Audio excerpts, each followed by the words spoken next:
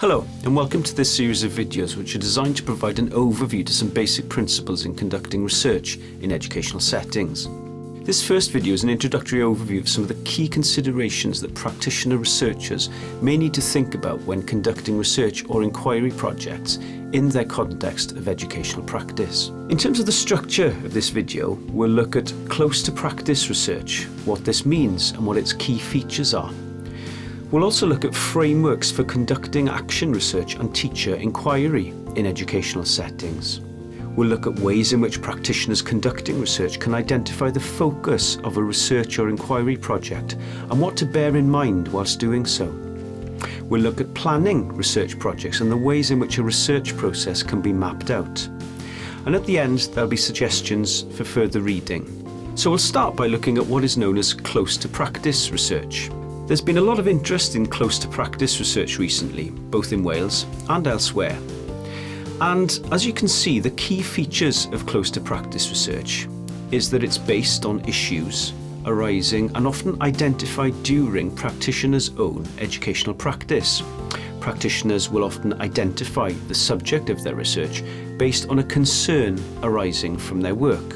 So it uses the insight and professional concern of educational practitioners themselves, although sometimes this can happen in partnership with research practitioners. We'll talk later in this series about the co-production of research projects between research and educational professionals, and the various affordances of a collaborative approach. Close to practice research involves self-reflection, critical thinking about practice, and about how the findings of research can be fed back into practice.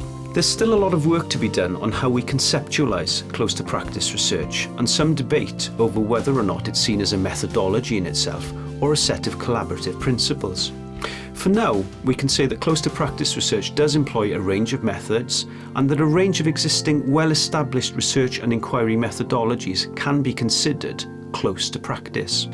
Action research and teacher inquiry are two methodological frameworks which are inevitably close to the locus of educational practice.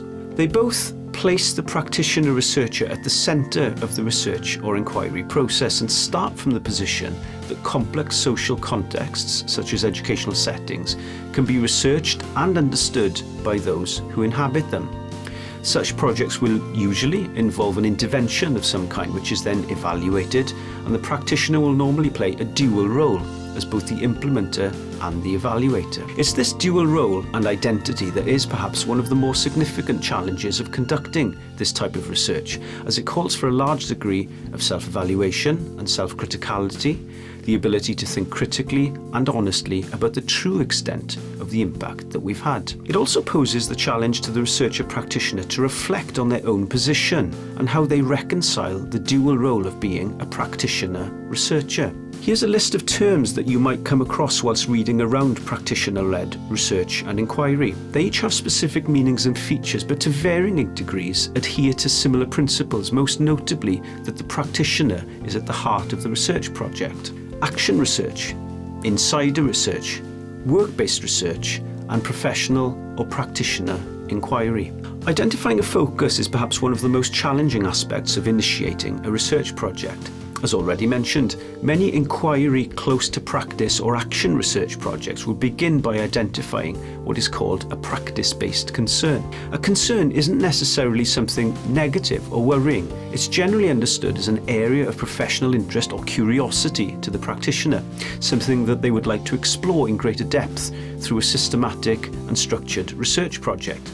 So this could be, for example, an element of your own educational practice, perhaps a specific pedagogy you've used or a theory that you've read about or come across. It could be something new that you would like to try in your context of educational practice. It could be about procedures used in education or educational settings. It could focus on a specific group of learners, or possibly an area of the curriculum, or an aspect of your setting's policy.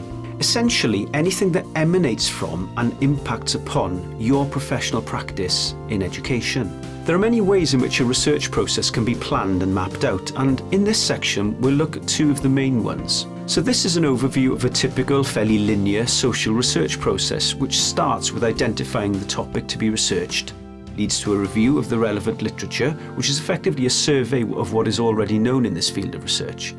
Following a literature review, researchers will often pose research questions. Research questions are not the questions that you will ask your research participants directly.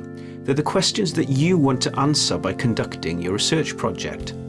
Then the process will move on to develop an appropriate methodology, then into a phase where we're concerned with collecting and analysing data before making conclusions on the basis of this data. One of the features of this model is its linearity and the fact that it ends with conclusions and doesn't necessarily feed these back into practice. A model like this is good for taking a systematic approach to evidence gathering and drawing evidence-based conclusions. However, if you're looking to feed insight back into practice as part of your research project, then perhaps an action research framework might be worth considering. As we've already mentioned, the basis of action research projects is the professional concern, the area of curiosity on the part of the practitioner. And this model is cyclical, offering the opportunity to identify the concern, reflect on the current evidence base, implement, evaluate, reflect, and apply these insights back into educational practice. That's almost it for this first introductory video. Just a recap of the key points that we've covered. And it comes in the form of some key advice on how to begin planning your project. Take time to reflect on the focus of your project and take time to settle in the right area. Something that really fires your professional curiosity and will ensure that you don't get restless or disengaged later on. Try to articulate your concern with as much precision and clarity as possible.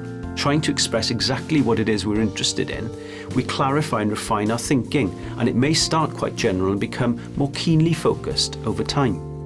Discuss it with colleagues. Your colleagues are a source of support, wisdom, and professional knowledge.